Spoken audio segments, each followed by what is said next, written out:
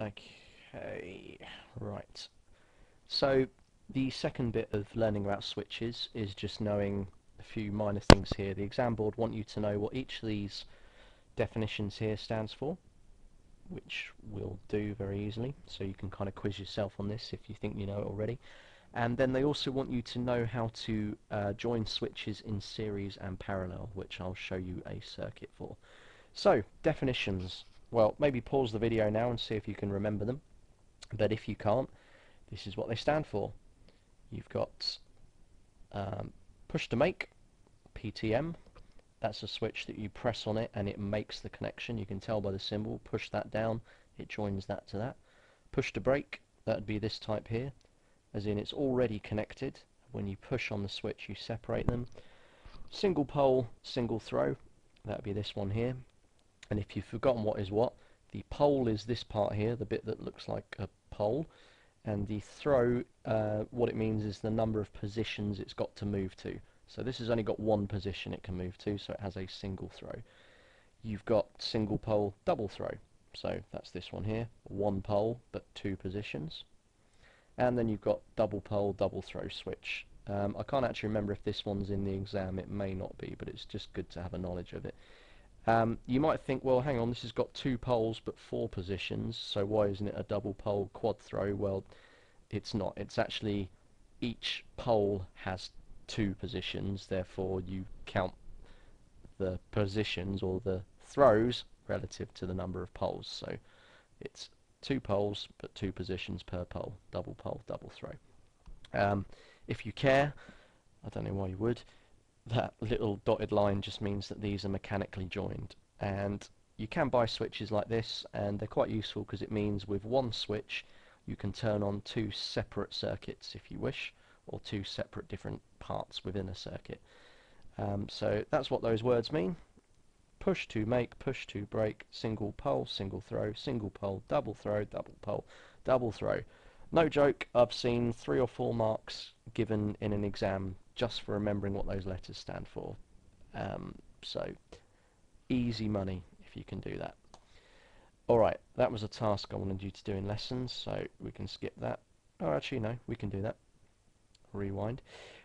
Draw a circuit consisting of a bulb, a 9-volt cell connected via 3 single pole single throw switches joined in series. See if you can sketch it now. Pause the video. If you've paused the video and come back, here's your answer. That would be a 9-volt cell. These would be your single pole single throw switches, and there's your bulb.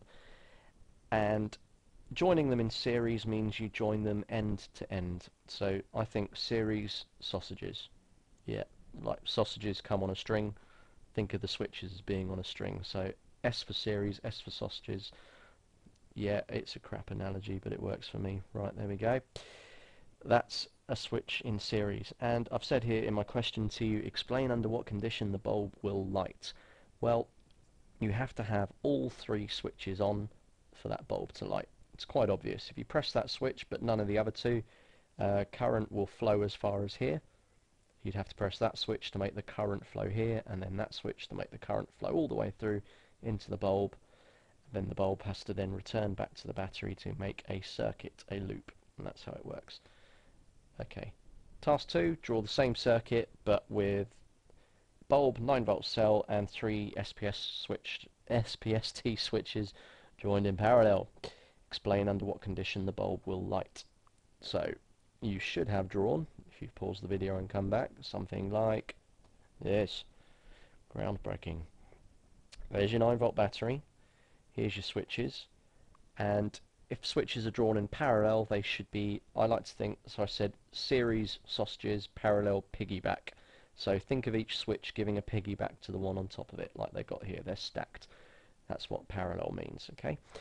So under what condition will the bulb light here? Well, it's quite obvious. Any one of the switches will turn the bulb on. So if we press switch 1, then current would flow out of the battery, through that switch, down into the bulb and light. Switch 2 would go through the middle, switch 3 would go down and under but round. You could have all 3 switches on, it would still work. You could have 2 on, it would work. The only time the bulb would be off is if all of the switches were off or open. Easy. So we've done The names or the letters that name switches, you also need to, by the way, be able to draw each of those symbols as well as name them. Switches in series, switches in parallel. Yeah, there we go. Now I'm not going to do that last question with you. I'm just going to point out where these two circuits might be useful. They seem pretty boring and dull, but they can be used for various different things. So this could be a kind of safety circuit. Quite often, if you remember the pillar drills that we've got at school, some of them you have to stand on a pedal and push the button on the side for them to work. And that could be here. One of these switches could be on the pedal, one could be on the button on the side, and unless both of them are pressed, the light won't work. That could do.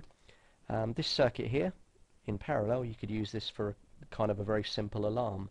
As in a typical alarm system in a house, you wouldn't just protect your front door, you might protect the back door, 4 or 5 windows. Each door or window or entrance to the house could have a switch on it, and you would want your alarm to go off if any of them were pressed.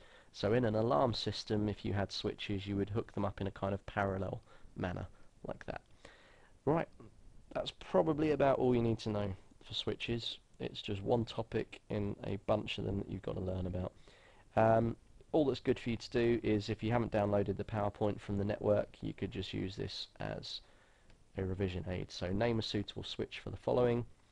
I'll show you the picture, then I'll tell you what you could use. This, push to make.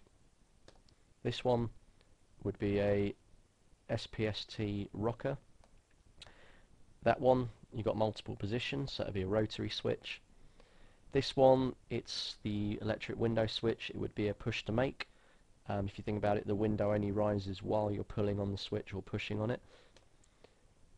So what could we use to set off an airbag? You could use a tilt switch.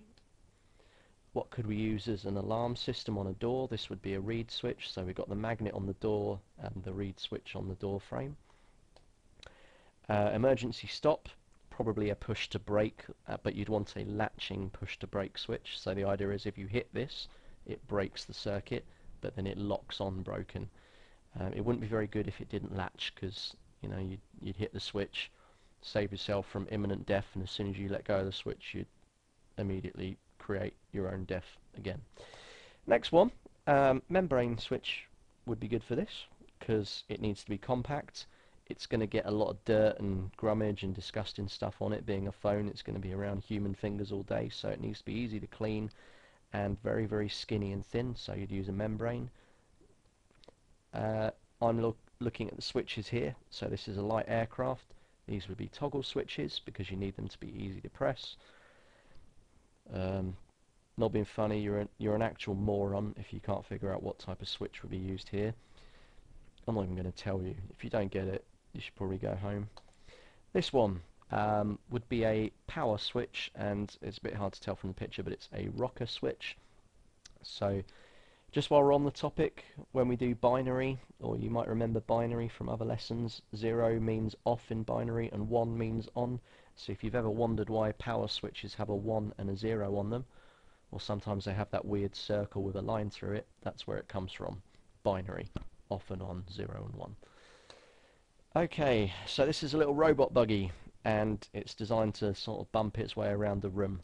So on the front of it, it's got 2 micro switches, and it wants those because it wants to just touch the wall very gently and then turn around. It doesn't want to have to slam into a wall to activate the switch, because it's only a little robot and it's not got much power, bless it. So micro switches are used there. This is a angle grinder, pretty dangerous bit of kit, and you would want a switch that doesn't really latch on, because otherwise if you let go of it by accident, it's going to keep on spinning and cut through your face or something like that. So you would use a push to make switch.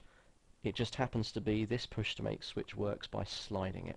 So the trouble with this is you've got to look at the switch and then figure out, alright, it might look like one type, but how's it actually got to operate? You can have push to make switches that slide, you can have locking switches that don't slide. It doesn't matter, but just try and suit the product to the purpose.